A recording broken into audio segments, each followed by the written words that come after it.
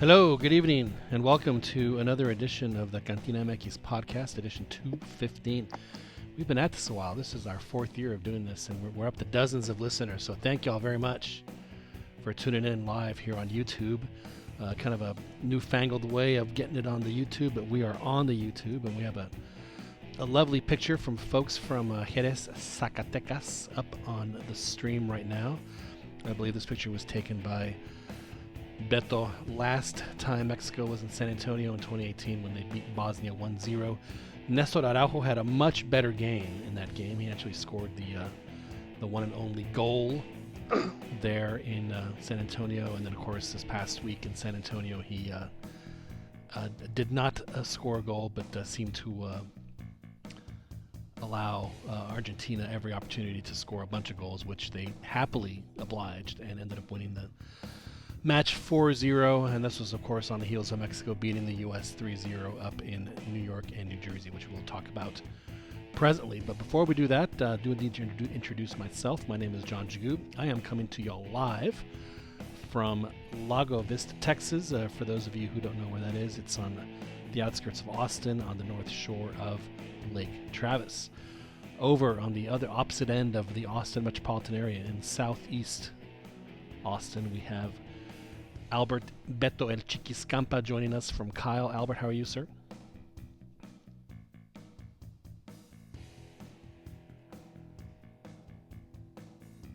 Hello, Albert. We don't have Albert. Albert is not with us. No Albert. Well, hopefully Albert will be hopping on here momentarily. There's Albert. Okay, sorry. There's Albert. He's trying to hit buttons. Trying to hit Yeah, buttons. hitting buttons. Yeah, glad to be here, John.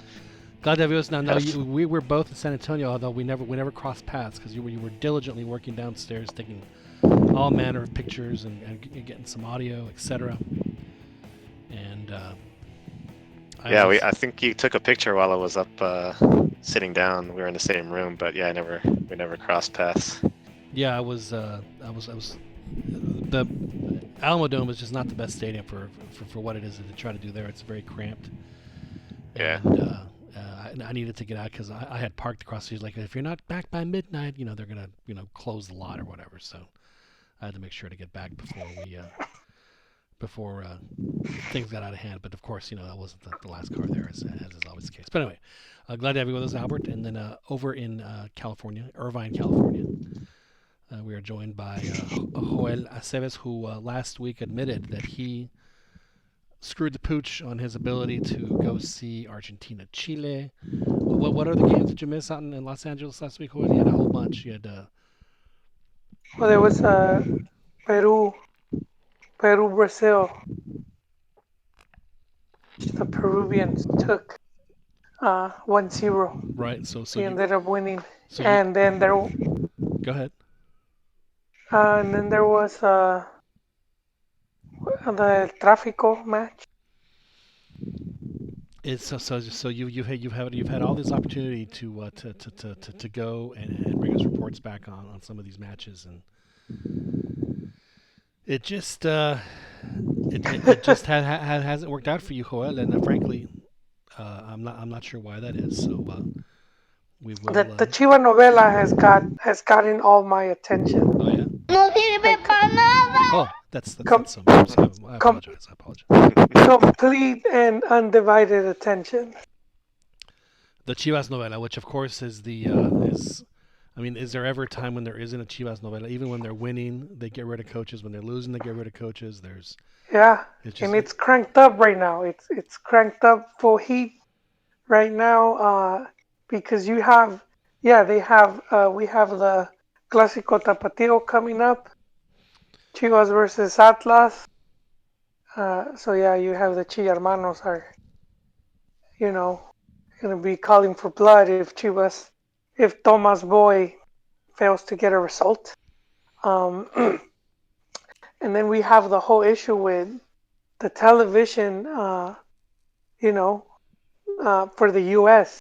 So it's already going to be what, if I'm not mistaken, match week 8. And there's been no TV for Chivas home games. They've all been on YouTube. which I'm loving because it makes it so much easier for me to watch the games no matter where I'm at. Right. But not too good for Chivas coffers. They need some of that moolah. And I've gotten a pretty good idea of what I believe is happening. Mm-hmm. I guess we could talk about that later. Yeah, we'll get into Chivas chat. Hopefully, we'll have some more Chivas available to us when we get into Chivas chat later on, as we jump back into Liga MX talk later in the show. But first, we need to talk about some international. There was an international break since we last spoke, and Mexico plays the USA in New Jersey, wins 3-0, gets goals from Chicharito and from Guti and Uriel Antuna, and then they lose to Argentina 4-0. Unfortunately, frankly, with a terrible lapses of a judgment by the Mexican back line, particularly Nestor Araujo, probably had the worst game of his career, whether friendly, competitive, club game, then national team, whatever it was. It was just not his best effort. His mistakes led to at least 2 goals that I can remember specifically, and maybe even more in Argentina. Not the kind of team that does not take advantage of opportunities like that. And of course, they were able to cash in the good fortune and win 4-0. One thing that always struck me weird about the lead up to the Argentina game was hearing how Mexico were the favorites and how Argentina, and I was like, who on what planet is Mexico ever a favorite against Argentina? And I have to think that the Argentines take a lot of pride in themselves as a footballing nation, as it were. And I'm sure that the players saw that and they just started laughing, like this is going to be a good opportunity for us to maybe turn things around for good old Argentina, and they certainly did that. It reminded me actually, Joel, of in the 2014 World Cup when the Croatian coach, I believe it was Niko Kovac, was that the gentleman's name? Yes. When he said that Mexico was going to be quake, their knees are going to be shaking because they're so scared of playing us, and it was like thank you, Nico, for adding to the chip on the shoulder that Mexico already had, because they play so much better with a chip on their shoulder.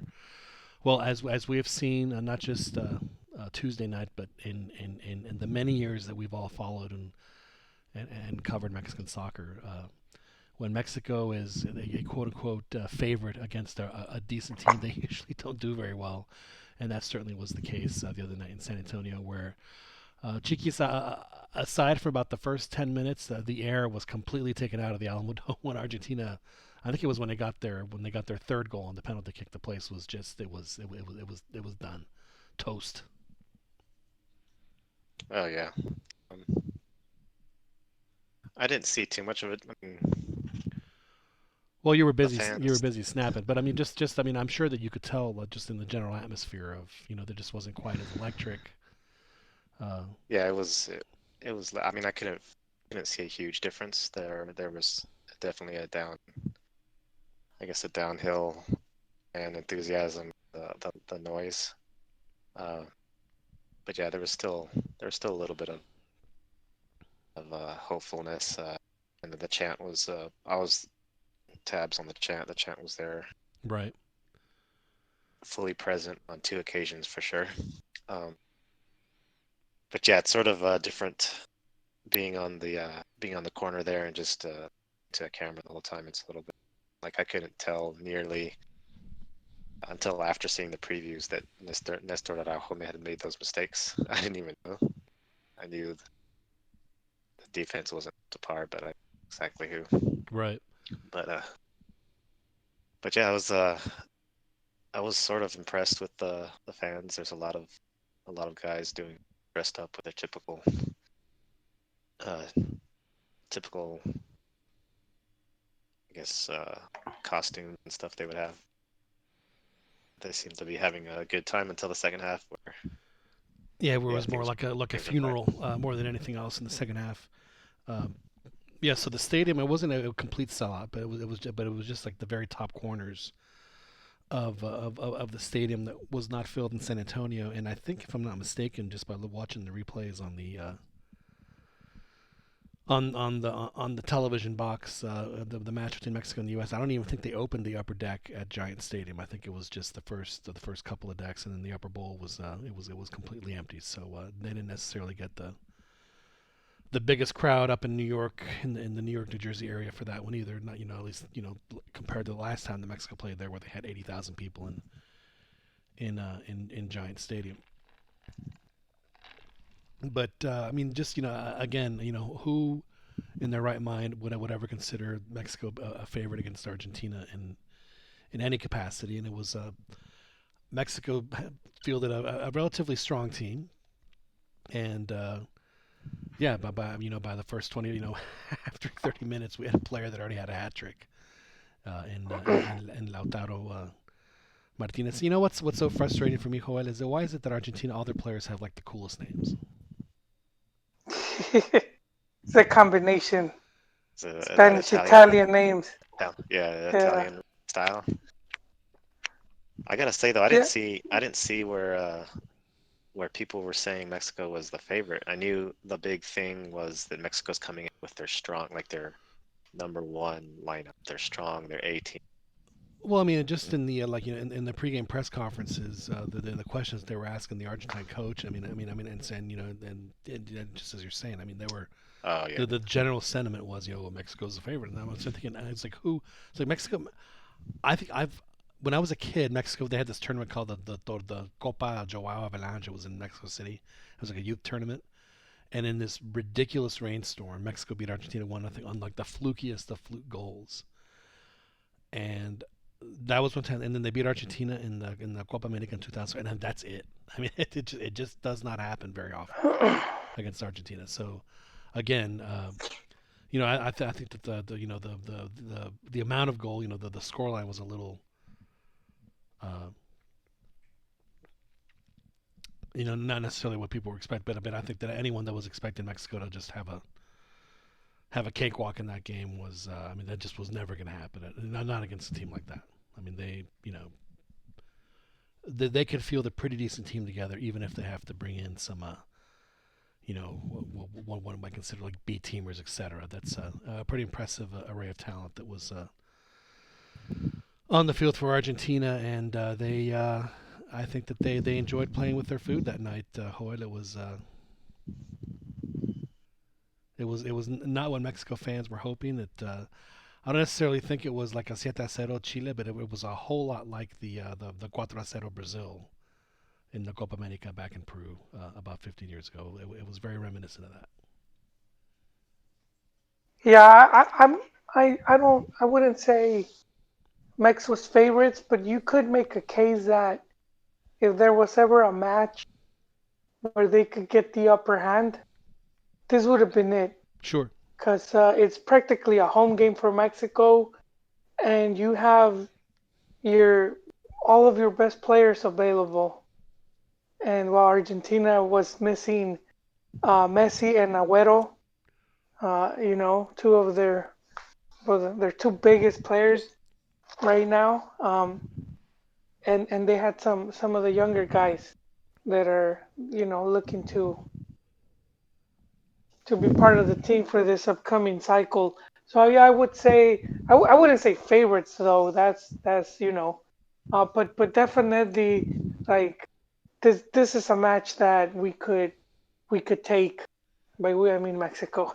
Sure. This is a match that Mexico could you have a pretty good odds of winning it, and I felt it was one of those games where anything that could go wrong did go wrong. Sure. It was like almost opposite of.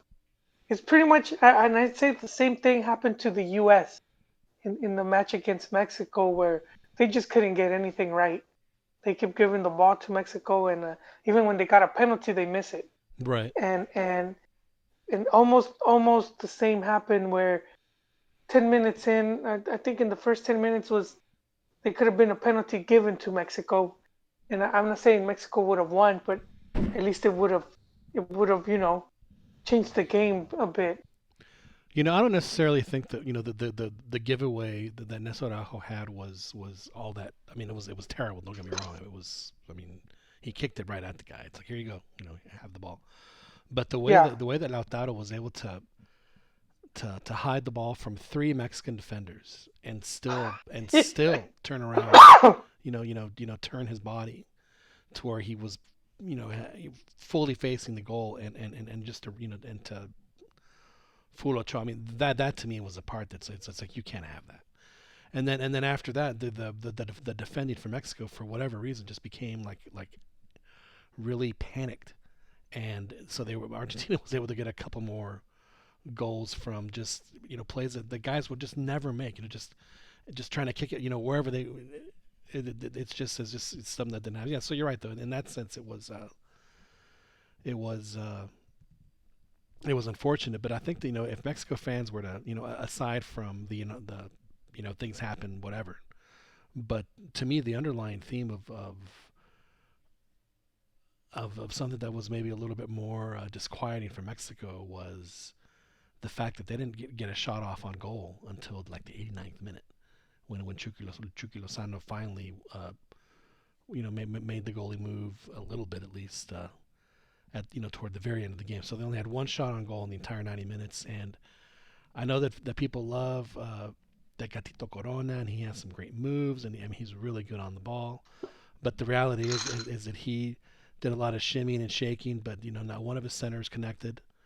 And most of the time, after he made one dazzling move, two dazzling moves, three dazzling moves, it's probably too many. One dazzling move too many, and he ended up losing the ball. So to me, I mean, yes, it's great that you can play like that, but dude, you gotta, do something with the ball other than lose it, or send off a corner kick that is not, or a cross rather, that is easily cleared by the Argentine defense. The other guys got to open themselves up and. Oh, I don't disagree, but and to Argentina's credit, I mean, every time he would cross the ball, there's like 7 heads wearing white shirts that were there, ready to defend it. So I get that, but and maybe the overconfidence, if there was any, or they were hyped because they beat the U.S. 3-0. People were talking about Mexico being the favorites. The praise the Argentinian coach was giving the Mexican team. Yeah, he definitely was buttering up. They might have, yeah, they might have been a little bit not overconfident, but high on themselves a little bit. Right. And I think that looked that way on the defense, where they weren't fully respecting Argentina, and the numbers weren't there, because you see that the Argentina player that scored those goals was, I mean, he was weaving through them, but there wasn't anyone supporting. And it reminded me a little bit of how Chile was scoring goals, right, where the defense was just out of it. Right. No, and, that's a very good point, where it just all of a sudden it's like a 5-on-2. You're like, wait, where are the other defenders? Right. And it reminds me of the last time I remember Mexico beating Argentina was La Volpe in the Copa America. They bunkered. Like they focused on defense. I mean, there was no choice. You're playing Argentina. You got to respect this team, and then that's exactly what they did. I mean, imagine Argentina going, "You're going to play like this against us, okay? Yeah, exactly. You guys do your little tiki taka with your defenders, and we will happily just pounce the minute, because you're going to make a mistake, because you're going to get frustrated, you're going to make a mistake, and thank you very much." I mean, it was. I mean, seriously. I mean, I just. Ron has always talked about, and it was something I never really thought of until he mentioned it, was, how you can control a game without the ball. And Argentina absolutely controlled that game without the ball. It was like watching them play Simon Says. I mean, they had Mexico completely under control. They weren't afraid one bit of anything Mexico was going to do. And did Argentina make mistakes? Absolutely. Yeah, but Mexico just, it was. I agree with you that you have to give them, a certain, let Argentina make the mistakes. See if you can capitalize on that. But if you just can't make mistakes against Argentina, or and any of the top 10 teams. You just can't. You can't make mistakes like that against even some of the better CONCACAF teams. I mean, let's face it. So yeah, Mexico definitely did not play their best match. And after the game, it's funny, Chiquis, because when Osorio loses like that, or when a coach that the press was already already had their ire up over, the press conferences where you were a little different. And at this last press conference, I mean, they asked Tata some pretty pointed questions, but I mean, there was no venom behind it. They just they it just seemed like they believed that it was kind of a fluky loss too, or they're just giving Tata so much more rope and respect and leeway in this particular area. But I do think that Tata can, friendlies are a great thing, win or lose, and sometimes I feel like you can learn a lot more from losing than you can from winning. So I think that this was a very humbling and needed reality check for Mexico to remind them, hey, when you're a good team, no one denies that. We all, the world agrees Mexico's a good team. Mexico's not a great team. To beat great teams, you have to play great, and if you don't play great, they're going to smoke you. Period. And I say that for Mexico, and I say it for every second-tier team on the planet. If you don't play well against a top team, they're gonna whoop your ass. That's just the reality. So Mexico needs to remember that. Yeah, and there seemed to be a different. I mean, I wasn't. I don't think I was. I don't even know if I've been in a press conference. Maybe once or twice with Osorio. I don't remember his like in-person personality, Right. but Well, the Tata questions were does always seem. snippy, and Osorio was always he always was like, it's like, I've explained this I don't know how many times. Let me explain it to you again, and he goes on and talks about Yeah, you know so it made the press easier to sort of like right. try to get at him. Whereas with Tata, I think he's, like you said, I think humbler, and he made a good statement. I forget how he said it, but he said like even, or maybe I'm pretty sure it was him. He said it's better for Mexico to improve to play teams like Argentina, Right. and instead of lower level teams, even if they lose, it's more beneficial to learn and lose, and uh, but you're playing high quality teams Yeah. instead of just beating up on a bunch of How low many quality times teams. have we heard this, Chiquis? Yeah, but no one ever. Well, from us though. But have we heard it? Well, from a Mexican coach. I mean, the Moleros are always.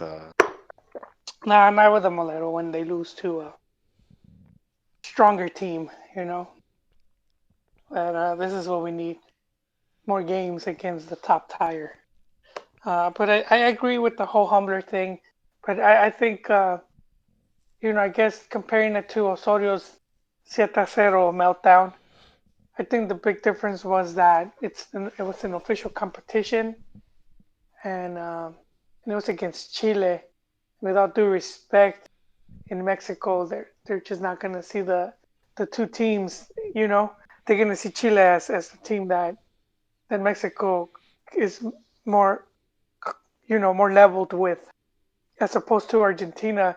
Even if you had a big chunk of the press, talking about favorites, the history is just there with Argentina being heavy, have been a historically stronger team. So it's kind of like you're just gonna look stupid trying to argue trying to prove otherwise. Yeah. One thing that I will say about Tata is that even when the media does, and they'll be the guy that'll ask him a loaded question. Tata answers honestly. I mean, he minces no words. He praises players when they deserve praise. He uh, calls them out when they collectively. He usually doesn't individually do that, but he'll call them out when they don't necessarily play as well as he would like. And yeah, I mean, as Chiqui said, I mean, he said Argentina, aside from being Argentina, he says their next friendly is against Germany. He's like there's a reason why they stay as good as they do is because they're constantly challenging themselves, and that was a kind of a message to the federal, and I was standing right behind and I'm sure Gerardo Torrada would love to schedule more games like that. He understands. I mean, he lived it for how many years? He was on the team from what, from '02 to, or from '99 to 2010. So he spent 10 years on the national team. Uh, yeah, sadly, Mexico let go of the guy that was working to get us those type of games. Well, it's going to be He's hard. now Yeah, he's now close to my.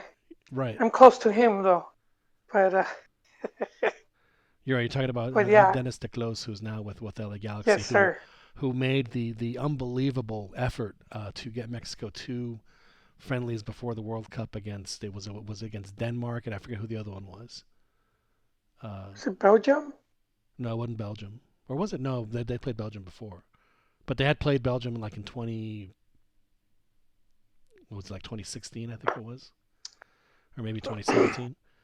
Well, whoever it was, it was amazing how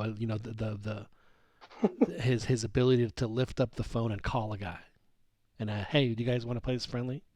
Was just a really really really really big effort on the closest part of lifting up the telephone and dialing a number, which is all he had to do to set up those friendlies.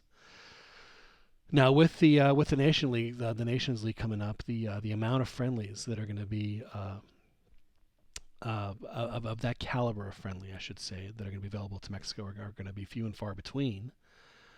Which, frankly, I don't necessarily think that that's going to be a bad thing, because I think that that's what's going to end up happening, is that we're going to go back to, with the games that they play in the States, we're going to go back to those dates not being played on not FIFA dates, and it's going to give Tata a chance to see a whole bunch of players that he probably otherwise wouldn't see, and then when they do have the friendly dates, they are going to make those. They are going to be able to get themselves the flexibility of heading over to, to Europe to play Spain or whatever the case may be. John, I want to go back to what you said. So about Tata, how he said, keep challenging yourself, and how Argentina next friend is against Germany, Mm-hmm. and then to sort of what Teclosa did, where he took it upon himself to schedule the games. Uh, and so I think I hope I'm not confusing or mixing stuff, but didn't he also get a game against England that couldn't be scheduled because of television rights? Yes. Yeah, so that's the other thing where the business comes first. Yeah, but I think And that was as much England as it was Mexico, though. So they're kind of, in the same boat. no, but we have to also, yeah, I agree, but at the same time, then how often does it happen where we just don't get to hear about it, Right. or it's And how just it's more. the worst part about that whole England deal, it was about TV rights, not in England and not in Mexico. It was about TV rights here. That's why they couldn't do it. Yeah, exactly. So you have to, wonder how much that like um, how much this plays into Well, the type of rivals Mexico gets, but because England is the only other team whose national team games are broadcast here, like that. So they could play anybody else, and where it wouldn't be a problem. But no, but you're right though. I mean that's what has to happen, and with the base of the next World Cup team essentially being from Mexico, it behooves that to have, if they're contractually obligated to play 6 games a year in the U.S. next year, and they have the CONCACAF Nations League, and Tata just has he has a blueprint. He has the definitive proof of, he can go to the federation and say, this is what happens when all we do is play Bermuda. When we go up against, when you go up against a team like this, so you got to schedule me more games like this, and if that means going to, why not go play Egypt in Egypt? How great would that be for Mexico to play in seriously? I mean, I'm not saying Egypt is the greatest team, but oh my God, that atmosphere. Olvídate. Yeah, but see, so we get back to the whole TV thing. It's like, I have to wonder if the whole television thing, it's a big reason why Mex doesn't play. And more matches outside of the U.S. and outside of but just outside of the U.S. because they don't really play in Mexico Well, I as mean, much. exactly. I mean, they've played in this decade. I have to think it has to be at least 100 times in the U.S. easily. Yeah, yeah. Well, out of Tata's game, hasn't it's like only maybe one been in Mexico? I don't think I has don't he played at he the hasn't played. Azteca? No, he hasn't played anywhere in Mexico. He's- They've all been in the U.S. So yeah, Yeah, see, the group hug has not happened in Mexico yet. it has not happened at No, at el Templo Mayor. it hasn't happened at the We Templo. It need. hasn't happened at the Jalisco or in the Caliente. It hasn't Well, happened at the goddamn. Huracan or at the Volcan Yeah, or I'm at gonna the stick with the Tamalera. whole television. I'm It has, gonna stick with the whole TV. the hidrocálidos haven't seen the group hug in person. So many hugs Yeah, and so little time. that's right. And oh man, I forgot what second point. Okay, so here's my second thing about Tata is that so I think he's like working with these uh with the home base team because that's what he's working with already, and going up into the League of Nations. Hmm. And I do believe the rumors that have been circulating that he's gonna be the one pulling the strings for the Olympic team. Uh, Not surprising. There was another call up. They're doing the thing that they used to do with La Volpe, where they're letting him have players during the week, but the players that he's bringing in during the week are the Olympic players. So Yeah. it's So I think go ahead. yeah, see, so that I think that lends more credence to the whole. He's he's gonna be the man behind the curtain What he did here, and say, Joel, and it was at the very end of the press conference, and I should, if only I had a little device where I had recorded his words. oh I have it. I don't remember where I put it. I think it's in the other room, but I'll go dig it up here in a second. But he did say, and Chiquis, you can correct me if I'm wrong, or maybe you interpret it differently. But he said that moving for these upcoming Nations League games, there's four. They're playing Panama home and away and Bermuda home and away. His intent is to not call up as many folks from the Gold Cup because he's like I already spent 6 weeks with those guys. I know what they can do. But to call up the guys that weren't at the Gold Cup, and then a mix of some newer players.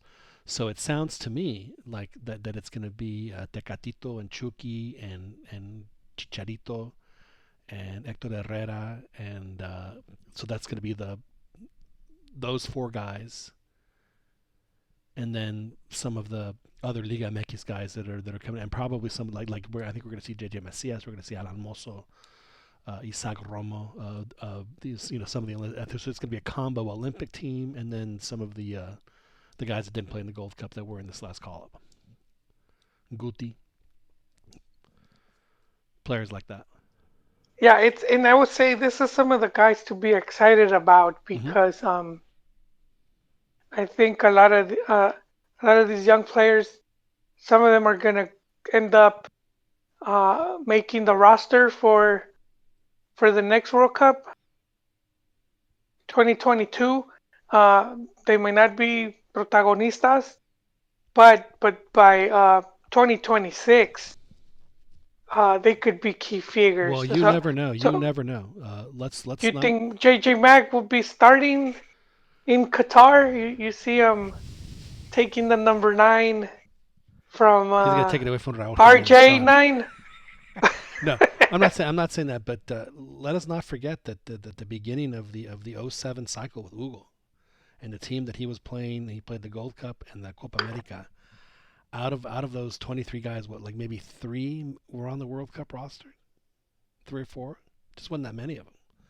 So I'm not saying there's going to be that much of a turnover, but I do think that there's going to be over these next 3 years, we're going to see the emergence of players that some are going to come out of nowhere. I think we're going to have like maybe 1 or 2 that come out of that just materialize, and it's going to be very interesting. It's going to be a good mix of veterans and youngsters. I think for this upcoming World Cup, I think Mexico fans should be Yeah, they get that defense shored up, they should be very excited about about their possibilities. So we'll see how that. But Cheeky's, was that what he said? Cheeky's, was that the combination of folks that were going to play those games? Did I read that right? Yeah, I think he did. Okay. It was sort of I think John Arnold and Tom sort of interpreted it the same way, and it was sort of confusing the way the way he spoke it. But yeah, I think that's what he was trying to say. Well, I think that what he said was, "Look, I'm going to tell y'all what I told the team last night at the last little get together." Yeah.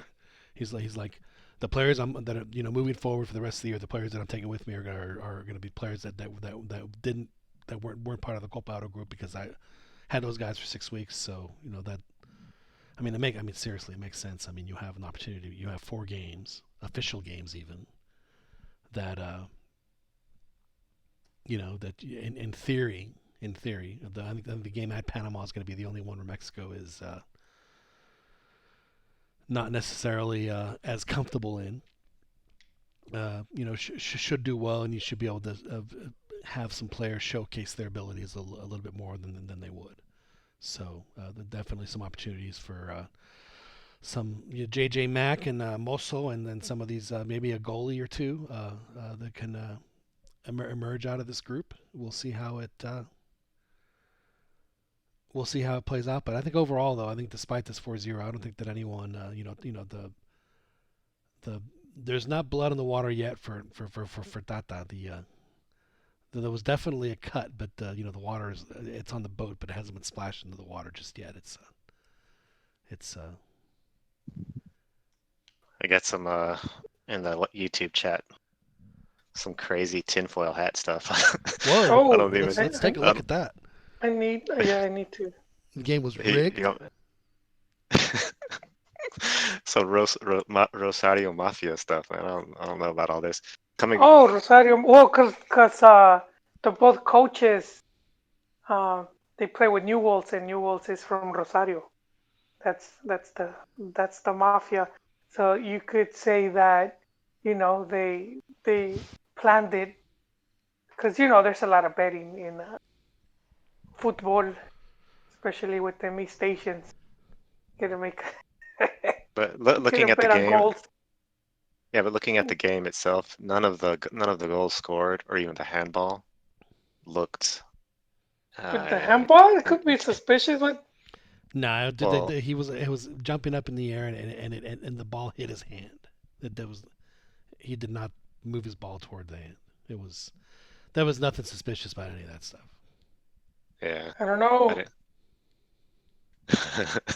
Okay, I see a laughing out loud now. That is interesting. I didn't know anything about this Rosario Mafia stuff. I'll have to ask some of my Argentine connections. It's interesting about Argentina, and this is something I talked about with Arch Bell that we posted a couple days ago. He is someone who follows Argentine football a little closer than most.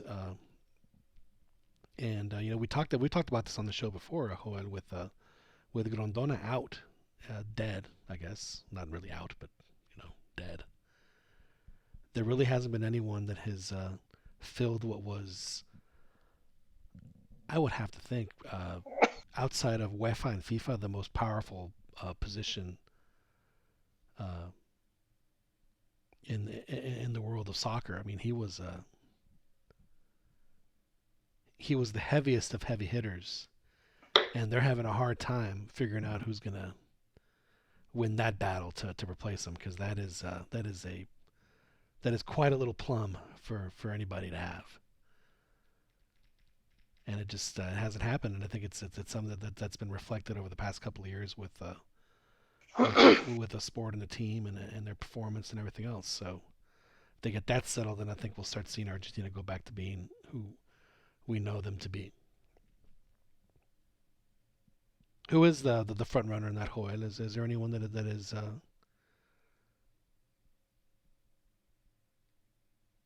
that is what? That is emerging as the heir apparent to Mr. Grondona? No, I don't. I haven't kept up with with AFA shenanigans. I should I should I should take a look over there what's going on. Cause I and just going into the whole Rosario Mafia. um, I, that's the other thing because Scaloni hasn't fully won over people, and this guy keeps El Muñeco keeps gaining more and more traction. Well, let's be honest with Argentine coaches. They really don't really win anybody over until they win a World Cup. So, they'll go through a few coaches before qualifying is done. So, is he the next? Is he the next one to walk the plank? El Muñeco? Not What happened? is he the next one to walk the plank? El Muñeco? No, no, no, not to walk the plank, to take over the team. Right, to walk the plank. Um, oh, you think he would walk the plank automatically? Well, I'm just saying. I mean, that would usually what happens to Argentine coaches on the national team. No, no, it depends. It depends how it goes for them. I mean, Tata was their coach in the Copa America. Made 2 Copa America finals, and they fired him. Yeah, but I mean, he came in. It's right when all the Alpha desmadre. So I think that hasn't helped, and the fact that it's still going on, it's not much of a help. Isn't that crazy that it's Um, taken them that long to? That goes to show you just how much of a talk about Game of Thrones.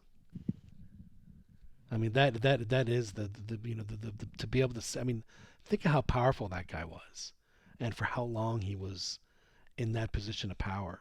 I mean, and not just in well, Argentina, but in the world, in South American soccer and world soccer. Just this massive uh, political figure, and it's taken them what 3 or 4 years to even come close to, and they still haven't named anybody. yeah, It's it's a insane. big mess, man.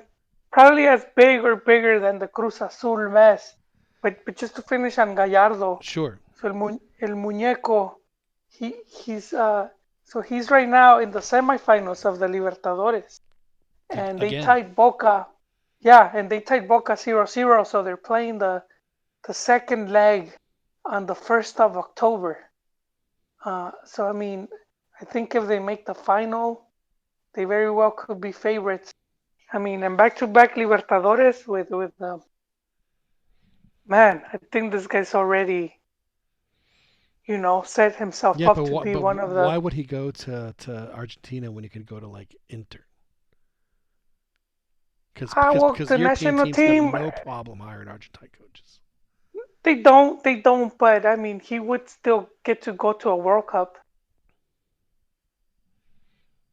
and you could that would just help you know, his image as a coach. Right. But I think he's well proven at this point, Yeah. and I do see him. I do see him. hold, I, you're not breaking news here, hold, are you? Hang on a second. Let me. but no, No. there's anybody. He's not going to be the Anybody. next Chivas coach. Oh, No, no, no, no. it's highly Okay, unlikely. so we could Maybe, cross his name you off know the what? list. Well, no, he won't be. We could see this guy in Mexico. I mean, we've seen a lot of these big name Argentine coaches, There's eventually one end up. coaching the national team right now in Mexico. Yeah, exactly. So it's not unheard of that at the twilight of their career they'll end up over here. But who knows? Maybe by then it could be MLS. it could it could be at LAFC Right. 20 years from now. Who have Uh, qualified for the Conca Champions, by the way. yes, they qualified, so that should make for some interesting matches uh, for the next Conca Champions when they get to play. No, no, Now, but Joel, are just you going to go ahead and get a press pass for those when they play in LA? depends who they play. I'm not. I don't get easily excited anymore. But it's not about Uh, excite, Joel. It's a level of professionalism. it is true. It You is know. true. It's like I don't get excited for brunch, but if you said the brunch would turn How could you into not? Hang on a second. a club How and can you bottle not? service, How can you not get excited for brunch? It's the best part I of breakfast, and it's the best part of lunch, together. it just It's seems brunch. expensive though, you It's know. like you can have $50 huevos. poached egg. You can have huevos and then have a tequila. You know, you can have huevos con chorizo and a tequila sunrise, Oh dang, right? I don't know You can about have a that. huevos. You can have a huevos con chorizo cheeseburger and have Oh a dang, and have a and have that a actually sounds good. and have a michelada to wash it down with. But you can't do that at lunch and you can't do that at breakfast, but you can do it. You can do it in brunch. You could do it at brunch. That's right. That's right. No, but to cap off with the whole Rosario Mafia, I mean, and you know, as crazy as it may sound, that could be Tata like, you know, hey, I have, you know, it's unlikely, but let's like I'm gonna play with this. You wouldn't put it out of You the know, realm of possibility. yeah, no, because we've seen crazier stuff. It's like But yeah, it's like like hey, getting we a 10 Jack Queen of Hearts, right? In five draw card draw, and you throw the yeah, other two thinking you're gonna get the straight flush. and you know, there's many ways of throwing games. You don't have to tell the players, you know, like hey, we're gonna lose on purpose. There's different ways of that. That would work though. Just in case you have to try it. Yeah, but he could be telling his buddy, you know, like, hey man, I'm gonna do you a solid here, help you gain some, because the guy did talk about how they you know help their confidence. So it sounded a little weird. Beating Mexico helped their confidence. Well, I mean, let's face it. It was But then again, you know, when you get a slump buster, you know, you get the Gordi Buena at last call, it could help your confidence. So it's not so weird. You still want to show me your cucumber? Thank you, Joel. I just want to play that once a show and have a reason to play because it's my all-time favorite drop. So thank you for that. Thank you for that. All right, so we have 4 CONCACAF League Nations League games coming up for Mexico, and then we'll start qualifying I think next summer. So here's the situation. You know, they have to play one game at AT&T Stadium every year, and then I'm sure they're going to probably are they going to go to 6 or are they going to go to 4 for some games in the U.S. And I think that the possibility that they have to play friendlies are going to be in June when the European teams are getting ready for the Eurocopa, and Mexico would be a good foil for, you know, a good sparring partner for a handful of teams. So that to me I think would be ideal for Mexico is to have those games in June and play them in Europe. 2-3 games. We'll see how that. I'll have to check the FIFA calendar, but I think that those would be available to them for Mexico.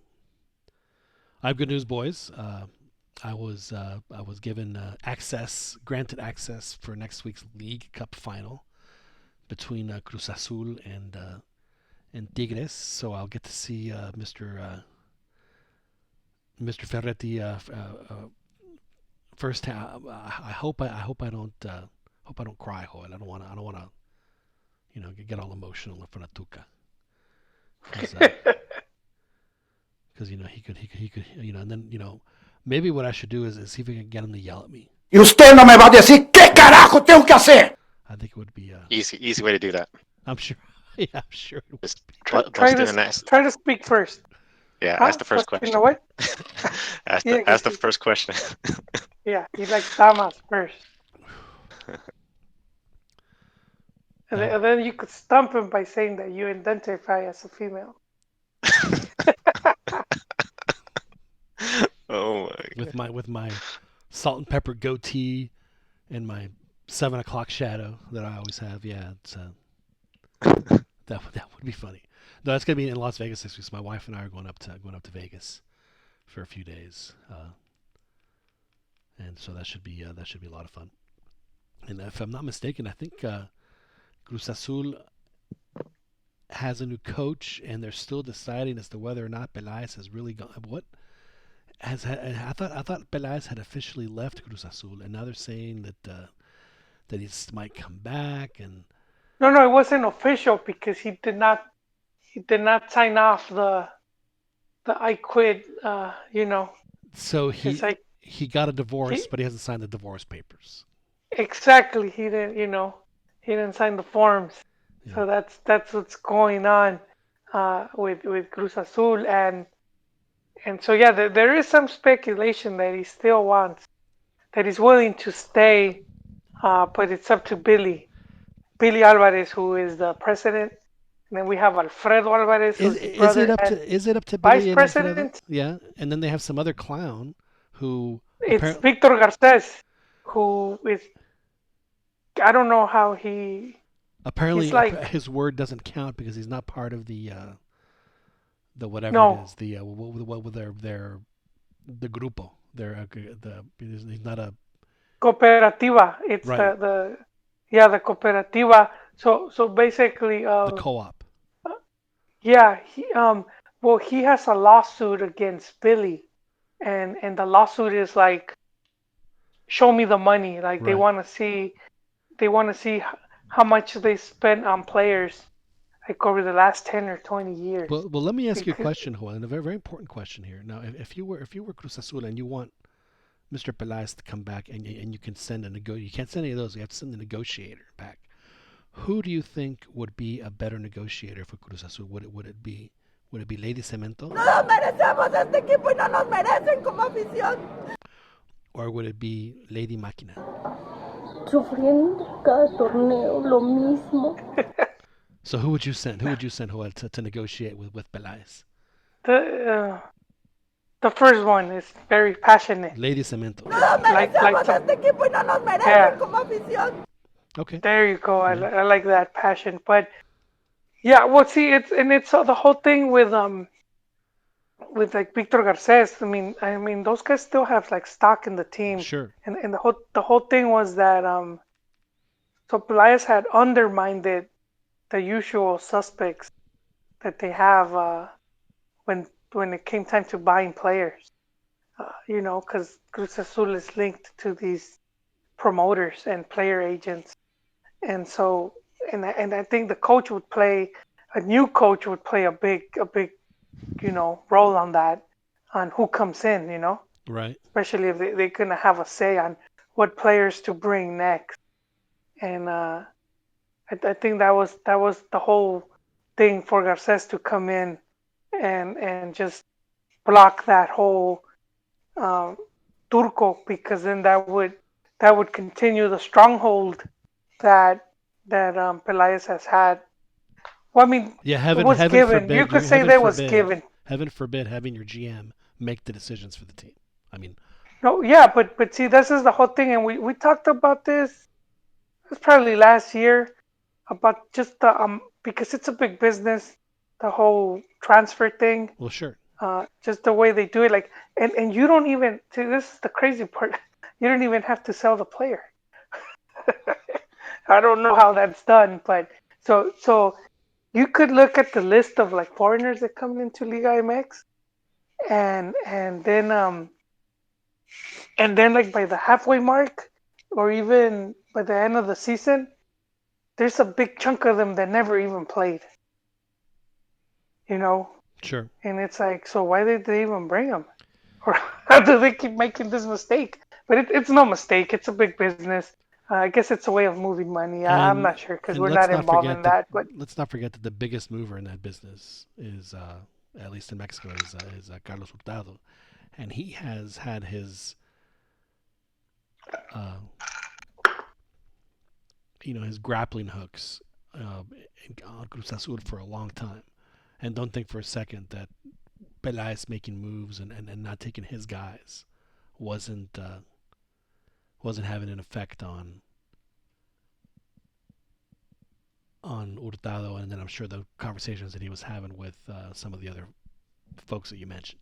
So yeah, that is an area that I think that but go ahead. yeah, No, I think Siboldi's a really good coach. I just think Pelaez should have at least waited till the end of the season.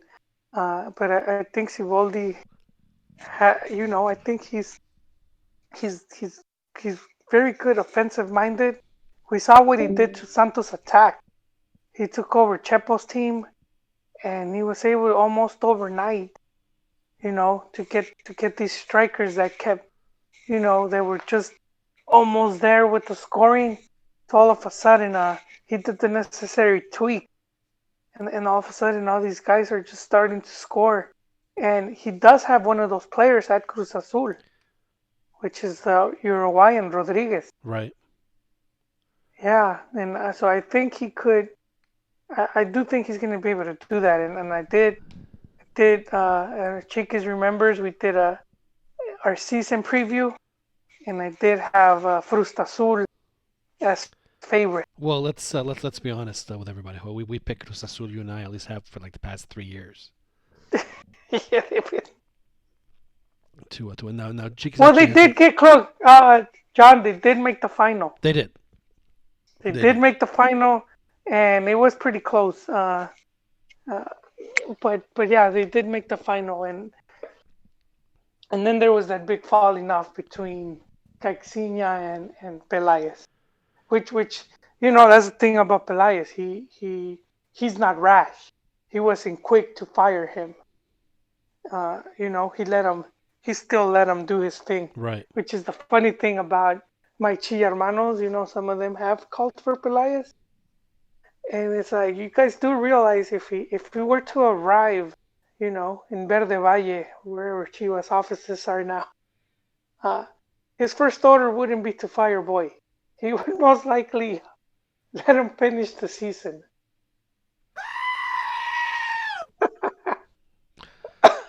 Exactly. Now we did lose Chiquis. Again. He has stepped off. He said that he said, "Gotta go, guys. Have fun." So we will not have Chiquis with us for the. He has to do the dishes. Yeah, he has to do whatever the case may be. So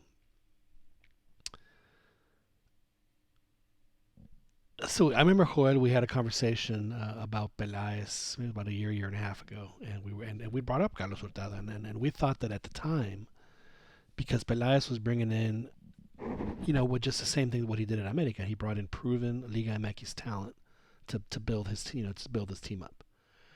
And we're thinking, man, is Carlos Hurtado okay with this? Is this something that is Pelaez winning the battle with him? Well, it turns out that Carlos Hurtado let Pelaez win the battle, but Hurtado ultimately ended up winning the war with because with Pelaez's exit, and I think that's had a big piece as far as one of the reasons why was, I'm sure that the influence that Mr. Hurtado had over the team was overstepping the boundaries, I'm sure, of what Mr. Pelaez wanted, being the GM and all. That I'm sure he didn't like the fact that some outsider has no business with the team other than just providing players was telling him who he could and couldn't take. So I'm sure that had a lot to do with one of the reasons why Mr. Pelaez finally said goodbye, and will be signing with Pumas at the beginning of next season. You think Pelaez is gonna go to Pumas? They could, there is talk that he has offers, that there are at least 3 teams interested in his services. Well, who wouldn't be interested?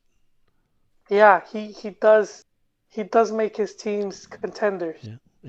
And what Cruz Azul has done in the time he's been there, pretty similar to how America was. They're always fighting for a campeonato. Right. Now, Joel, no matter what it is, they're always there fighting. Yeah. At least one of the campeonatos. Yeah, and they did make it.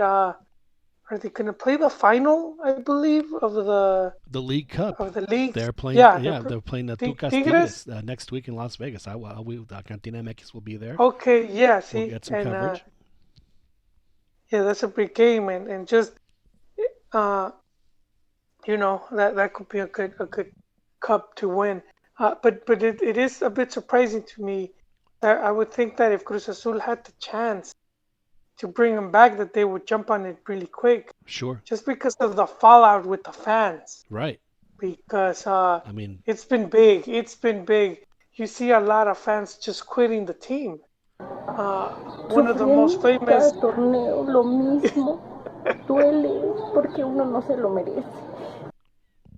Yeah, one of the famous guys being the Morales guy from ESPN, who did it. What was it, last year? I believe did he he quit did the it team? last year. Did he quit the team? Yeah, he became an America fan, Oh. and he just started trolling everyone, and it's been great for for his persona. It was a brilliant move, I must admit. But yeah, he renounced Cruz Azul, and he became an America fan, and he always points in the face like, oh yeah, since quitting, I've been able to celebrate all these things. Right. But even like we had that other guy, also ESPN, Sergio Deep, the most Right. known for they're having the time of his life. Right. Uh, he was saying like, if Pelaez leaves, I'm leaving. But it just goes to show like it's gotten to that point where you have like commentators, TV personalities quitting the team. I mean that's pretty bad press. And yeah, a lot of fans on social media are like, that's it, man. I'm done with this team. Because the Garces move was just it made them look really bad. Now, let me ask you, Joel. You said that there were a couple of teams that were interested in possibly bringing Mr. Pelaez on as their GM. Would one of those teams, Joel, be?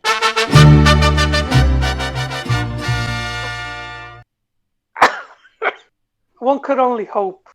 I would take him in a heartbeat, but I don't know because a part of me feels that he's still involved. Well, he was just named CEO of some other company today, so I don't know how involved he could be. But there was I mean, but he was doing the same thing while he was CEO of OmniLife. You know. So you're saying that right Uh, now Jose Luis Higuera is like Robert the Bruce's dad in Braveheart. He's sick and dying, and he's stuck in the tower, but he's still pulling all the strings. he, oh man, I got a Lord. coughing bounce. Good Yeah, Lord. no, he has. What did that guy have? It wasn't the plague. What was it? Oh, I don't know. It was something nasty. Similar. Yeah, I mean, it's a Syphilis. possibility. It's a possibility because a lot of these presidents or these higher ups, they're tied to companies. You know, they're Sure. not just is being the president or whatever of the club. That's like their side gig. Uh, there's like their hobby. But yeah, I well, because there's that one rumor that he invested money in the club.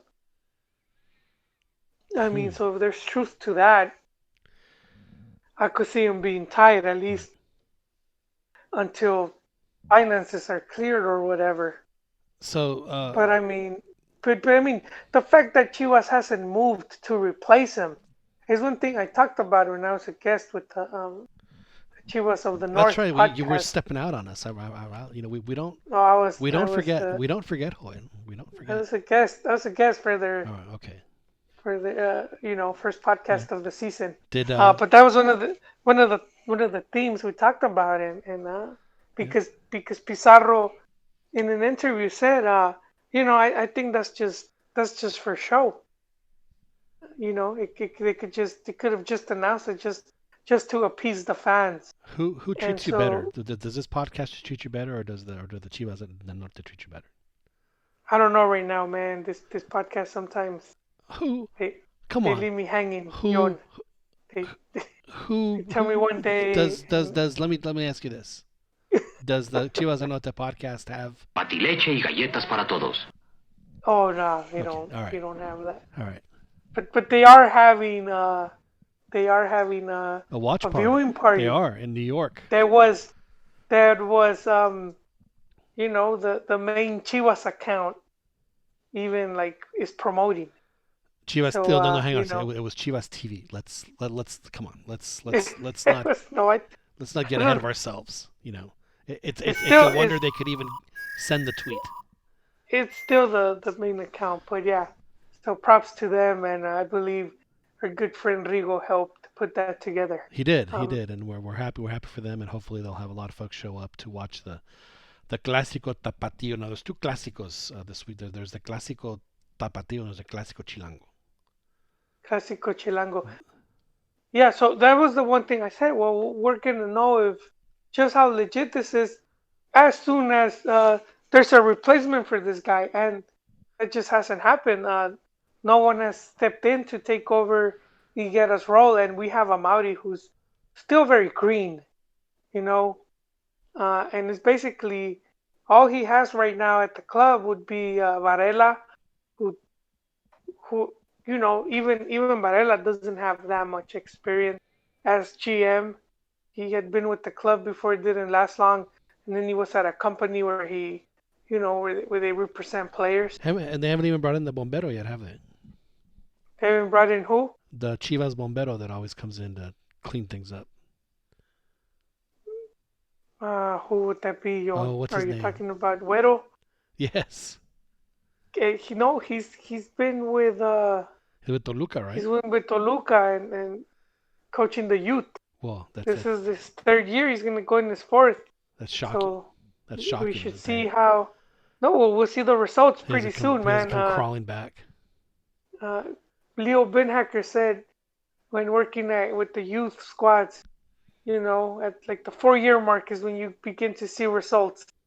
So pretty soon we might start, seeing the fruits of his labor if we see some good players, because he would have gotten players when they were 15, Right. 15, 17. So now they're in their late, So in 19, 20. In the 8 weeks, Joel, that we've had a season, Chivas has yet to have a linear contract, linear media contract here in the U.S., and they don't have a GM, and somehow you think that Mr. Higuera is sending carrier pigeons with instructions to the Chivas front office. He sends ravens. They do the thing where he's in crows. I mean, he's in. They'll share an email address and then write in the draft, and then the other person logs in and reads the draft of the email, so they can't have a record of anybody. Yeah, because there was talk when he first left, when Higuera was first sacked, that the Monterrey guy was gonna, that he was candidate. And that's Jorge Urdiales, who had been with the Rayados in their golden era, right?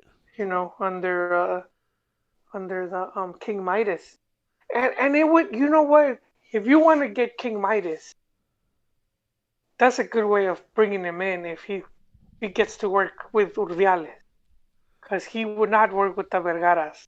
He would work with the Urdiales guy. But can you really trust any family whose last name has the word Verga in it? Depends. Depends for what. But no, you're right. But they have done, they haven't been kind to the King Midas, and that's a big reason he turned down Chivas a while back. He just did not want to work with the institution. But this is one way of changing things when you have a GM that players and coaches will trust. Just because the Vergara's just and this is also a big reason why you want to hold on to Boy, because sacking them, it's sort of like, yeah, we messed up, but we're gonna put all the blame on you. Right. It was the front office that scheduled convoluted preseason. It is the front office that brought in the players. Well, it didn't even have money for players. They scrunched up whatever they could find. Yeah. And so they did all this, and then it's like, boy, just kind of made it difficult for Boy. And I know the fans get a bit too caught up on, oh, you're not playing Alexis Vega, or why is this guy playing here? And for me, I don't think those things matter as much as like in the big picture. And so he's like public enemy number one. That's been my big fight recently with Chi Hermanos. It's like, nah, man, you could get rid of that guy, but if the guys on top keep making the same decisions, it's not gonna matter who you bring. Right. It's just someone else to blame. Which is pretty much how about 90%, well, not 90%, about 60% Yeah, of Liga MX teams operate. I'm going to bring in a guy. I'm not going to give him enough time. I'm going to fire him and then blame him for my bad decisions of managing him. Yeah. No, it's yeah, and then you limit, because like a good coach with a good track record, he's not going to want to come into that. He's not going to want to come into that type of environment.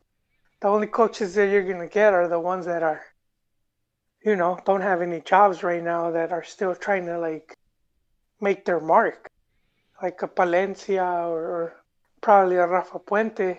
Nothing Right. against them, but given to a situation, sometimes you want someone with a bit more experience, If I'm not mistaken, Joel, I believe you wanted Rafa Puente for the national team. Excuse me? I said, if I'm not mistaken, I think, didn't you want Rafa Puente for the national team? I wanted him as assistant, Oh, as an assistant. and then that he would eventually take over. Right. Yeah, that was we were going through scenarios of what to do before Tata was hired.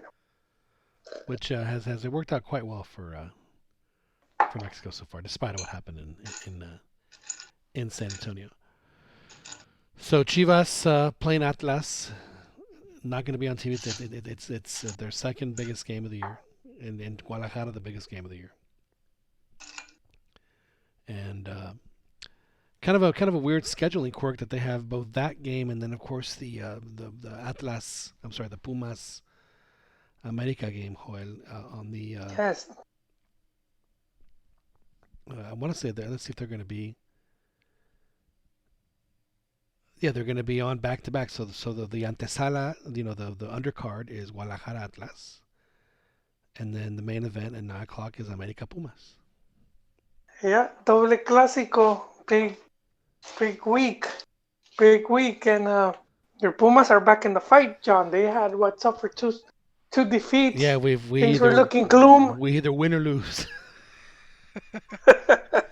And so they got they have 4 wins and 3 losses. It's quite the roller coaster ride. I'm actually okay with how with how they're playing. I would like to see them put up a little bit more of a fight on the losses. That to me is a sign of a good team. In fact, the last time in 2015, I remember they played Toluca. I think it was, they lost 2-1, but I mean they could have easily tied it at plenty of chances and played well. You're like, wow, this team actually might go somewhere. But some of the losses they've had here, they just haven't shown up at all. And you're like, boy, this is just. So I'm still a little on the fence with them. Although like I said, I think if Pumas can make it to the Liguilla, then I think that has been a good season for them. So yeah, Michel has surprised me. He's doing way better than I thought he would. Well, I mean, Joel, he does have a World Cup hat trick, to his credit. So True, you can't just discount that. Exactly. So no, he has been a surprise, and he's been a fairly competent coach, and that's something that Pumas just hasn't had in a while. I mean, really since Memo Vasquez left. After taking him to the championship again, they got rid of it. It's like, why would you want to get rid of him after he did that? Because that Paco, nothing against Paco Palencia, but he just doesn't. He's not experienced, and then David Patiño was. Was a good stopgap, but it just obviously wasn't the guy to move on. And Michel has he hasn't been like incredibly successful, but he hasn't like been a complete flop either. He's been a fairly decent coach, and he's had ups and downs, but he has done well, and he's got the team playing well. No, especially with the club not really bringing in players. There was like, usually you get some refuerzos. You get to bring 2 or 3 guys that are going to help with whatever you have in mind for the club, and that just didn't happen. Exactly. So Pumas is in. I think they're like in 9th place right now with. They're 9th place with 12 points. Actually tied with León and Monterrey with 12, but down on goal differential. The white roosters, or the big white cocks, Joel Querétaro, are in first place with 17 points. Yeah, they are. With Mr. They are. They're having a great season, and that's King Midas is doing. And that's another team with, no really big names attached. No. And they do have that youngster who's beginning to play well again, Marcel Ruiz. Yes, he is quite good, and he kind of fell off a little bit, but he is definitely back. So glad to see that, and he's got. They're actually off. They're not playing. They have a bye. They have the bye week this week. Their next game is not until next week, where they play. They have to play América de Azteca. So they're going to have 2 weeks off to play América. So we'll see how that plays out for them. For Querétaro. In second place is Santos, who've been hovering. If you've seen the graph that Beto puts up on Twitter, you see that Santos has been kind of steady among the top 3, as well as América. So it's 17, 16, 15. Necaxa, another surprise, up with 14. Tigres at 13. Atlas. Now Atlas is at 13. They're in 6th place. Joel, if they lose in a humiliating fashion, the Clásico Tapatío, it'll be the dart that pops the Atlas bubble and ends the season. Yeah, I like the way the league's shaping up. It's going to be quite the fight for that 7th and 8th. I think it's going to end up being quite the rumble. Yeah, and like I said, we have León, Monterrey, Pumas, and then Atlético San Luis, who's making a coaching debut. Funny how the San Luis's coach quits after a win, right? Abruptly quits. A few days later, Matosas announces that he's resigning from Costa Rica. Wait, no, he didn't quit, John. Oh, did they fire him? No, the Poncho Sosa? Yeah. No, he was sacked. So they fired him after the win. Oh, wait, what? They fired the guy before Who replaced Poncho Sosa? Yeah, Matosas. Wait, Matosas quit already? Yeah, he left Costa Rica. He resigned from Costa Rica. He said he was too bored. No, okay, you're confusing me because yeah. So no. So the San Luis coach fired, and they fired him after a win. So that happens. Matosas then announces, "Hey, you know what? I'm bored of Costa Rica. I'm going to resign." Okay, I missed. Yeah, and then 2 days later, he's named as the San Luis coach. Yes, I thought you said Poncho Sosa quit. And I was like, no, they pretty much kicked him out the back door. Yeah, he was it's pretty controversial. Well, yeah, they quit after a win. They got 11 points. I mean, compare that to the team they're fighting for the relegation with, Veracruz. But they did make they made some allegations that he had said some not so nice words about the player. Oh, whatever. Might have used the P word, something like that, or J word, one of those in Espanol. But I think, and it goes back to sort of Cruz Azul thing where there was a few players that he had benched. They were tied to some saucy promoters. You just can't have that. He's not the Messiah. He's a very naughty boy. Yes, so So it is shaping up to be a very interesting. No, I think Pumas has to go to the freaking Azteca. That's right. They won there the last time, so yeah, they'll go to the Azteca. No problem. They'll take care of business there, and that'll be yeah. So two classes. It's a great night, Joel, and I think you're right. I think the season is definitely shaping up. This is a big. This is a as much as we want to talk Chivas on the show, this is a huge game for Atlas because, like I said, I mean this game can send Atlas in two opposite directions. Because if they win, they're going to be as high as they've been in a while, and then they go, wow, we can make. When was the last time Atlas was even in the semifinal in the league? It's been so long. I can't remember. It would be a huge turning point. Yeah. They did have, and it's like a slow build-up because they had that big tie against Tigres that was right. It was almost a win. They were almost there. Tigres tied it like in the last minutes. Then they opened the can of whoop ass on America. What was it? 4-0, 3-0, 4-0. It was pretty brutal. Yeah, they beat them pretty good. So those are two big teams, both stronger than Chivas, and it's like the only thing making that one the Chivas match because it's the Clásico and it's the big rivalry. So for them, yeah, that would be like a big boost in confidence and a big turning point, and I would just put them in that fight. I mean, they're already in it, but I mean, I think it would cement it. Yeah, so this is there's just it's a clásicos on both. The big one, the Mexico City one, has some implications because I mean the same thing. Pumas has a big opportunity there. It could kind of set them on a path. I don't think it would be as devastating to them if they lost. I actually find this is just my personal opinion, but I've always thought that the Tigres game with Pumas is more of a clásico than the América one.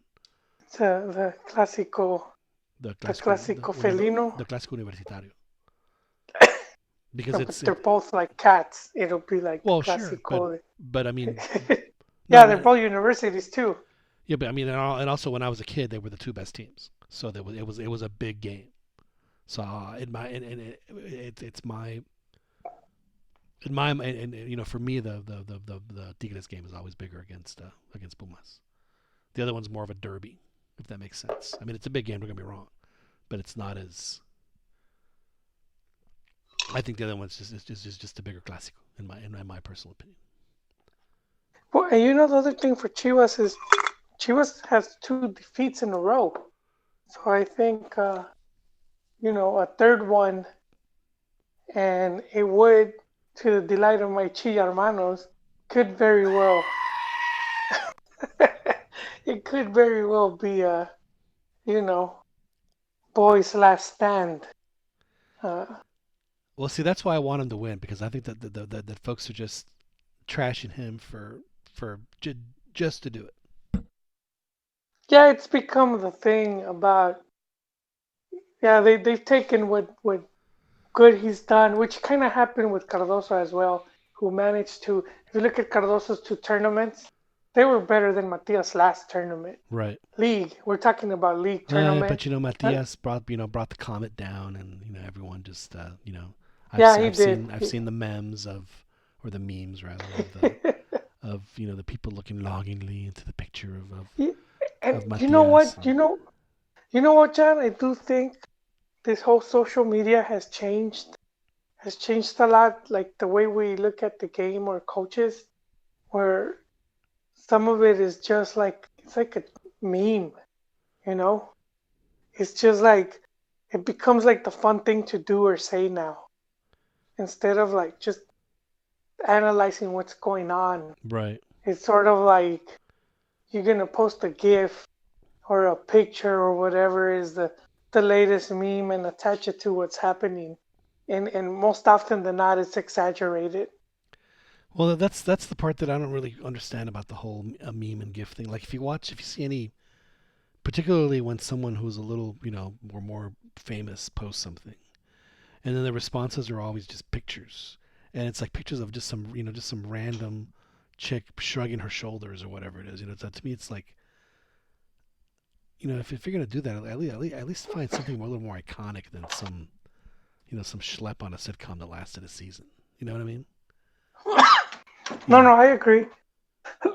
No, I agree, and there's been some improvements for the team, but I guess it's just not what the fans expect.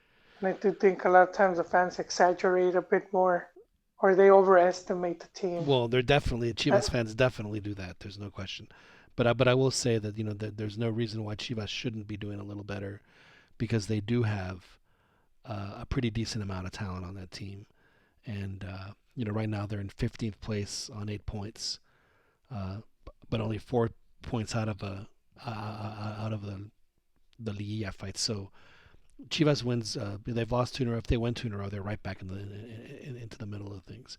And again, as much as we want to talk about how a win for Atlas would send them in a certain direction, if Chivas wins this game, I know that they're used to winning this game, and I know that it's most Chivas fans could channel their inner Tubo Gomez and sit down and read the paper while they're watching, because they know what's going to happen.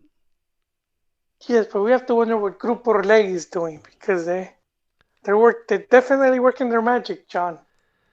Yeah, they have spun something intriguing over in Atlas with the Académicos, and hopefully they'll get back to like you said, in 4 years' time, if they're still there, because remember, I mean, they could be fired next month if Atlas, because they don't own the team, they're managing the team. Let's not forget that. Yeah. They don't own the team, they're just managing the team. They could split the way Sony and Marvel split with Spider-Man. That's right. Because as it stands right now, he's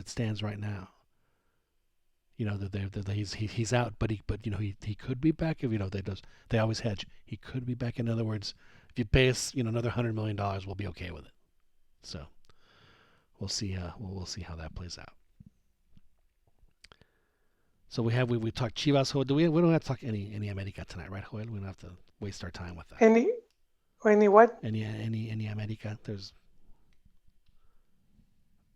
I'm sorry, cut off. We don't have to talk any Club America tonight. We don't have to worry about talking Club America. Oh, well, we kind of have to, man. No, we don't. Come on. Hey. Here, let me just do this. America. All right, we're done. No, I mean they've been going through their, they suffered quite a few losses. I mean players that left the club, and then their string of injuries, and they're slowly trying to get back on track. I think Gio, we're still expecting to see more from Gio. He hasn't played as much. Well, he's been injured. So I mean, let's see what happens there. I mean, I for one want him to do well, because I followed his career since he was pretty much 15 years old. Pervert. Oh, there was an article that came out in the is it Dallas Chronicle? What is it? The Dallas Morning News. No, it's something Chronicle from Texas. Houston Chronicle. I think they were one of the first, if not the first, to report on Gio joining Barcelona. I was like, if you were to look back at like, just dig in to find like the oldest, because I mean he was 15, and his family was living between Monterrey and I think it's Houston. Right. When he left, and so I don't know how, but they sort of broke the news, you could say, and man, we're going way back when, which was like what, 2005? Yeah, because he was in the U17, and he and Vela were both 15 in the U17. No, but this was before he was with the youth. Right, well, I'm telling you that he was 15 at the U17. Oh, that's right. So, man, so 2000, around 2003, maybe 2002. Yeah, it was. Goddamn, that's a long You time. are an old man. But You are an old man. well, you know what, John, I was talking just about that because I could see my age now Yeah. because Well, yeah, you're coughing not and wheezing. Are you gonna not. be able to get through the podcast? I will. I will. I just need to take my meds. No, we've seen Abreu's son. Abreu's son was with one of the Mexican youth teams. Right. I think under 17, and that's like we've seen player sons before. Of course, we said like Gio and Tadavinos and a few other Sage. But like for me, I never saw their parents play. Even like Neri Castillo, I don't remember seeing Well, his dad playing in San Chaco. Luis Chaco's kid is with Cruz Azul, and he actually sat next to me at the as in the well. press box. And he Okay. was I mean he was making notes. He was being very tedious, and he was making very about what no what I mean he was preparing for his show. I didn't want to bug Yeah. him, but I was thinking, man, I said to myself, if there's anybody in this building right now that is going through like the emotions of this game that understands what Tata is going through, it's Chaco. Yeah. And so I wanted Yeah. to Chaco. I wanted to ask him that, but I mean I saw the way he was working as a man. I'm just going to leave him alone because You he didn't get is to ask him. well. No, I mean I wanted to ask Chaco, but I didn't want to bug him because it looked like he was in the zone. Uh, So because I know he yeah. was getting ready for his TV. She's on Fox Deportes now. But Yeah, and but see for like Hebreo and Chaco, I got to see them playing sure, pretty much since they arrived to Liga MX. right. So like to be seeing their sons now, I was like, well, goddamn. It's like, I've been here quite, you know, just yeah, yeah, I've been here quite a while, man. You are yeah, Yeah, so that you're really getting old, I think, because I mean we have conversations on the podcast and then we forget datos that we otherwise used to be able to rattle off like it was nothing. true. Yeah, Yeah, it's and for us, it's I mean, let's face it. I mean, it sucks getting old. So I'm gonna play this for the both of us, Joel, our little pity party. So and thank you to TUDN. It was Mexico, I think that used this when they showed some highlights of Argentina beating Mexico on yeah. the They Twitter. probably listened to the podcast, Yon. Yeah, so we do I was appreciate like, them for that. I always feel like that was a message to us saying we know yeah. and we listen and we appreciate it. So I do appreciate that. Joel, is there any other items you want to discuss before we wrap it up here tonight? Do you want to get into the whole farandula crap, or or can we pass? Oh, well, that's the last thing with what happened with the seleccionados being caught up. Nah, I don't think there's much to say. It's been covered ad nauseum. Uh, I you know, It's just honestly, it, it's just so funny to me that people have their panties in a wad because a team, while they were playing practice games on their day off, went and had a good time. yeah. I mean, how I in the do hell think does that make somebody mad? no, no. I mean, yeah, I don't get that part, but I do think as far as players, and I do think like now with social media being what it is, and just how quick something could spread, and how easy it is to get you know to get I'm losing the word here. Sort of like the trophies, how someone To get took exposed. video to get exposed. Correct. There, that's the word. Yeah, I am old, John. I'm forgetting. I'm even forgetting vocabulary. Yeah, it's very. You're making me have to realize I have to like get a whole bunch of new drops for you, Joel, now. Yeah, I'm like Grandpa Simpson. I'm gonna start snoring at mid sentence. That's right. Uh, no, it's way easier now French toast, to please. it's so easy to get exposed now. I mean, we saw it with trophies. There's that pool party, and someone posted video of it, and so it's kind of the same now with you have all these different tools like Instagram and Twitter and Snapchat. and Snapchat, yeah, and all that, and it's easy to manipulate stuff as well, where you could have just gone up to the players and it could look like you were hanging out with them. Right. So I do feel players need to be more protective and more cautious about that. Yeah, I do too. And one thing that I always have to remind folks, not necessarily that I have to remind you, is that let's not pretend that Mexico is the only team who has players in the world that act like this in any sport. So let's not make a more of a big deal than other than the fact that it's just a couple of guys letting loose and that's it. Yeah, yeah, no, but it's changed, man, and if they're not careful, Well, it's so fun. Go ahead. yeah, I mean, just that whole thing has changed now, and people are looking for their 10 minutes of fame, anything that could get them a big following, and that's the whole thing now that you have to be very careful about. Yeah.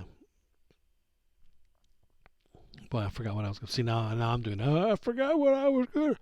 I had it right at the tip of my tongue. Yeah. Yeah, but I mean, we keep seeing it more and more often, so it's becoming more and more prevalent.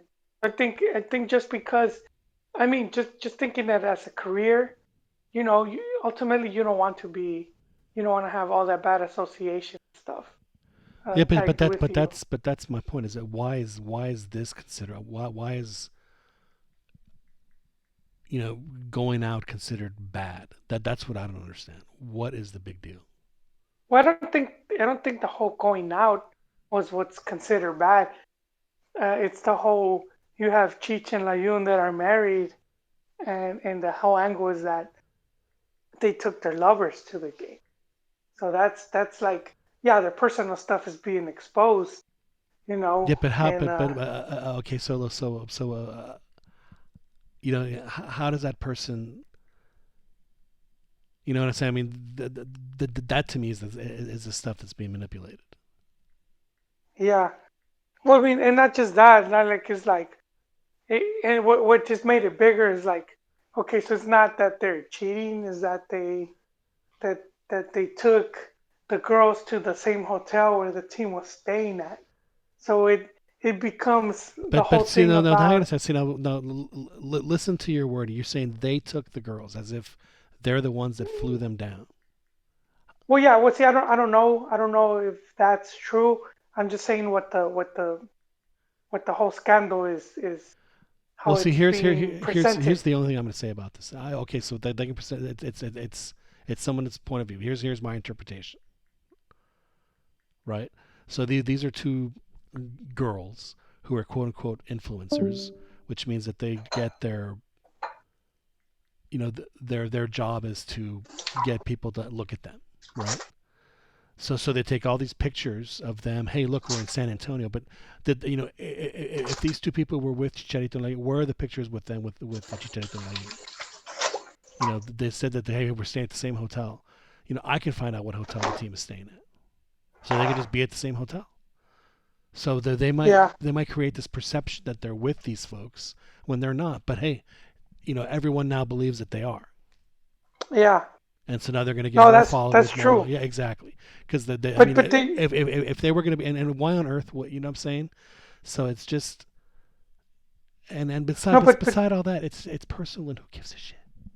it is. But they also had the whole thing about they were following. They started like Layun and Chicharo started following those exact girls, like in social media, like they were liking their pictures and whatnot.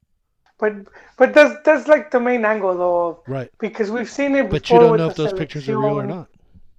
No, you don't. But it's like a recurring theme with But the it's not. selección, partying, like It's you know you what, seen Joel? the. It's a recurring theme with every professional sports team on the planet. Let's be honest. No, yeah, it is. It is. But I mean, it's still gonna cause. Like if I'm a seleccionado and you have a choice to make, and you know that something like that, as innocent as it could be, it's just gonna cause controversy. So you do ultimately have a choice. Am I gonna be part of it or not? And that's what I think it. And I mean, you're part of the, you know, you're with the selección, so you're gonna be in the limelight, and people pay a lot of money, you know, for games and to travel and to do all that. So I think that's also why it becomes even a bigger deal. And those guys are also they get Right. paid. So You know, so they get so all these. just so I'm clear, Yeah. So on their time off, and then the federation, and then them being back to doing, you know, everybody came back on time, and everything was perfectly fine. Federation had, you know, on TV, Federation had absolutely no problem with anybody's behavior. It was, you know, it's done, it's over, it's aren't players entitled to privacy? No, they are. They are. I agree with you. But I'm just saying that we've seen, you know, these stories where it's not happening in their privacy. It's happening in the hotel, in the hotel where the team Yeah, is but staying again, at. you're making this gigantic assumption because of what? Because of why? Because of these supposed girls. No, I'm not making an assumption of But what just happened. you I'm just I'm told me I'm that. talking about past you know, with like the selección that was concentrated in Ecuador, and they were in the hotel and they took the girls to Right. the hotel where they were staying. So stuff like that. So that's like the angle that the plays that filtered that. That's the angle that they're playing. Well, the That they're players saying themselves you filtered that. guys. No, I know, Idiots. but they're saying like you guys brought in the girls into the hotel where you're supposed to be staying previous to the game. So It this wasn't isn't what previous you're to a doing game. on It your. was after a game. Number one. No. That's because there was two things. There was two things that I forgot the name of the place that was putting out the news. And I had them here, but so the New York thing, the New York thing was after the U.S. game, It was on a but they have Saturday afternoon yeah, when but that's they had their free time, and then they no, had to but go. that's Then they had to go back to that concentración at a certain time, yeah. and everybody did. So again, what is the big deal? Well, this is their big deal that they're saying is like, okay, these girls were in New York and they were at that club, Okay. you know, and then 2 3 days later, those same girls are in Texas, staying in the same hotel as the selección. So that's their angle that they're pushing that those guys brought them with them and put them at that hotel where the team's supposed to be concentrated at. And who's pushing this angle? It's the man. Let A me get person. A it person. because they're the Hang on ones. a second. Hang on a second. It is a Twitter account that makes its living Yes. trying to expose soccer players. That's what it says in its header. So Yeah. if that's how they It's make their living, don't you think that there might be a possibility that they might fabricate some stuff too? yeah. They could have planted them. I'm not saying that they're planning them, but maybe they did. Who knows? But again, I No, mean, no. if these girls who are so proud of what they've done, I mean, they obviously don't care about anybody's, you know, livelihood or reputation or anything else. So what, you know, wouldn't they also just publish? You know, they got to get their clicks. So what, you know, if these girls were with these guys, they wanted to, where are the pictures of these girls with these guys, other than just showing that they were at the same hotel? Yeah. No. They didn't show that. Right. But I mean, there is a video though. The video in the. But that's from the club. But the girls that are at the hotel, they've all were getting followed and liked But by the again, two places. but who posted those pictures? That same account. No, well, I mean, they did. Exactly. They did that. Yeah.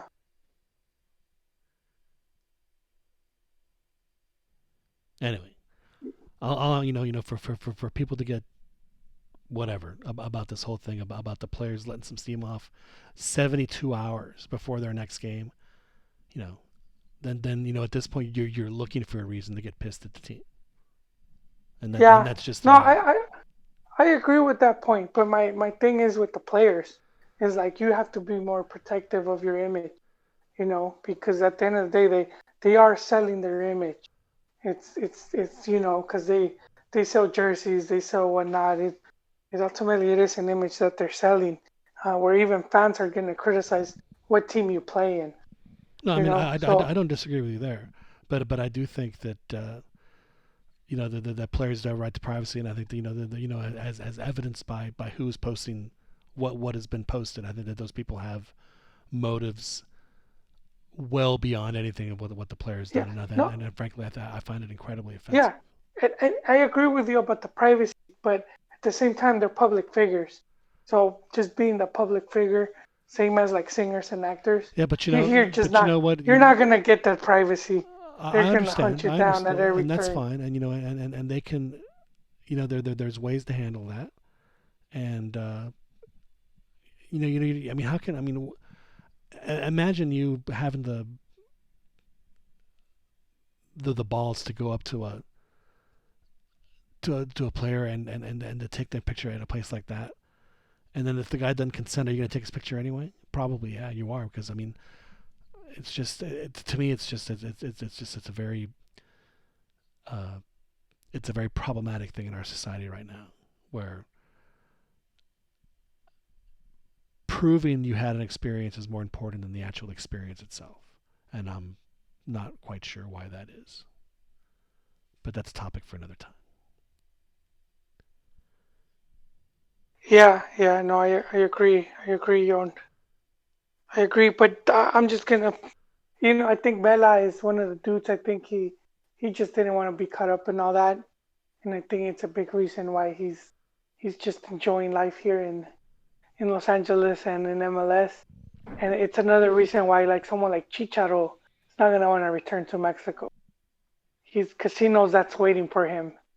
So I could see him over here as well. Yeah, well, like I said last week, I think that if Chicharo comes back, I think that I don't think he's going to play anymore, but I think he'll come back and do TV for sure, and I think he'll do TV in the States, and I think he'll do it in English, and that would be a huge get for Fox or whoever it is that gets him.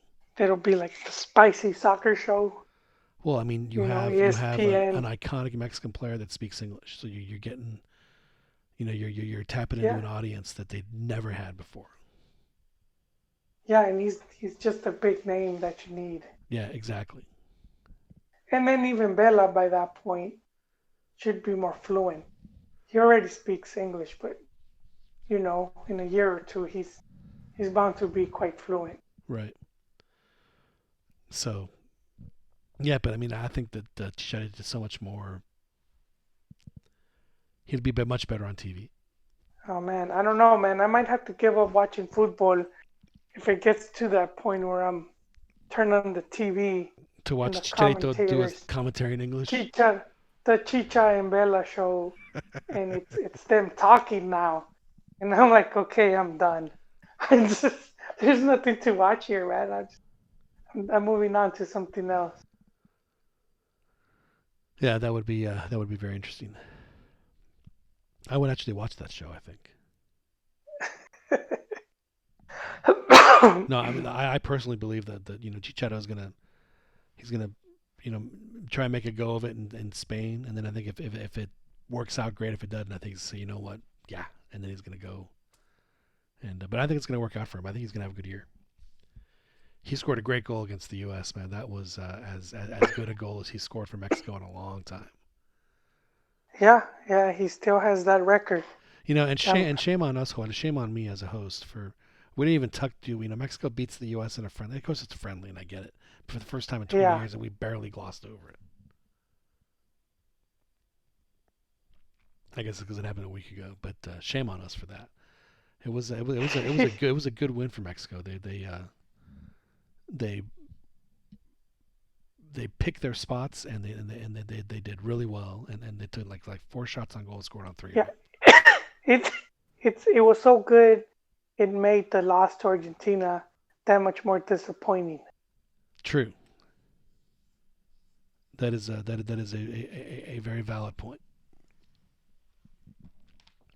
But now on that play, Tecatito made a terrific move and paid it off with an outstanding cross, and Chicharito was able to, and that cross was kind of floated. It wasn't like usually on headers you're kind of using the force of the header just to misdirect it. Chicharito he hit that ball with his head and shot out like a cannon. That was a nice goal. Yeah.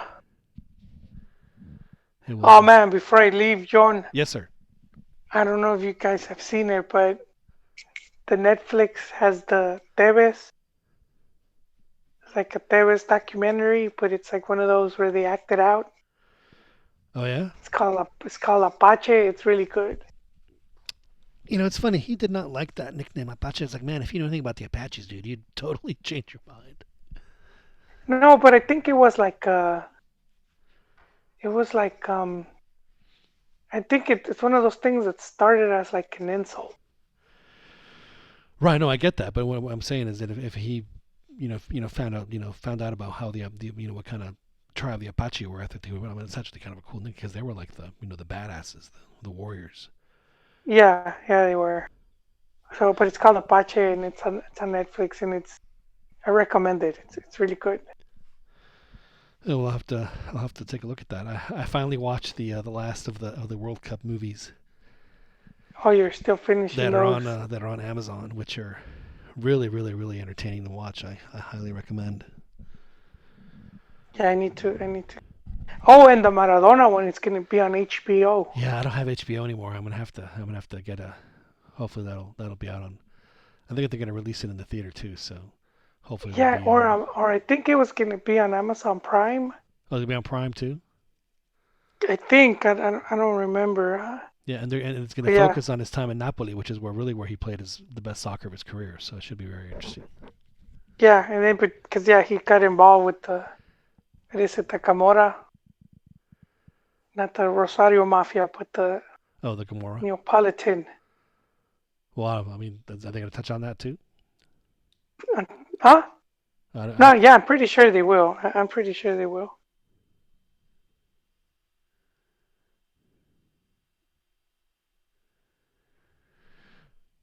Very interesting. We'll see how that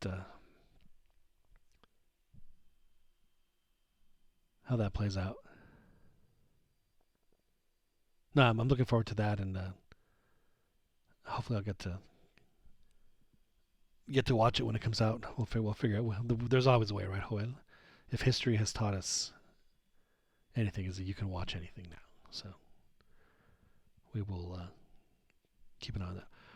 Well, Joel, this has been a very, very entertaining show. I'm glad we were able to do this. I'm glad I was able to figure out how to send a stream here on the YouTube with our other apps, since we don't get to do it the way we used to. It's change is hard, Joel, so we had to make some adjustments. But I think we got it going, and if I can figure out how to make this happen on the mobile, then we'll figure that out too.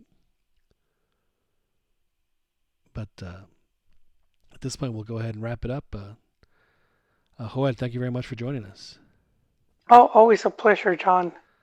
And thank you all for coming on, and thanks to the folks that were on the chat. We do appreciate that. And we are going to be posting this on our areas, our podcast areas, where we have quite a few. So feel free to, and then of course, if you haven't had a chance to listen to the chat we had with Arch Bell earlier in the week, it was a very good chat about U.S. soccer and Argentine soccer as well. It happened right before the Argentine game. So I do appreciate everyone coming on. And Joel, we'll do this again. We'll do this again sometime next week. Hello? Yeah, Joel, we'll do it again sometime next week. I didn't hear it like the last minute. Oh, did I cut out again? I don't know what happened. I couldn't hear you. Well, it happens. Well, anyway, all I was saying was just saying good night, and we'll be back again next week. Yes, same bad time, same bad channel. All right. Well, thanks everyone for joining us here in the Cantina MX podcast. My name is John Jagu. For Beto Campa and Joel Aceves, this is John Jagu saying good night. We will talk to you guys next time.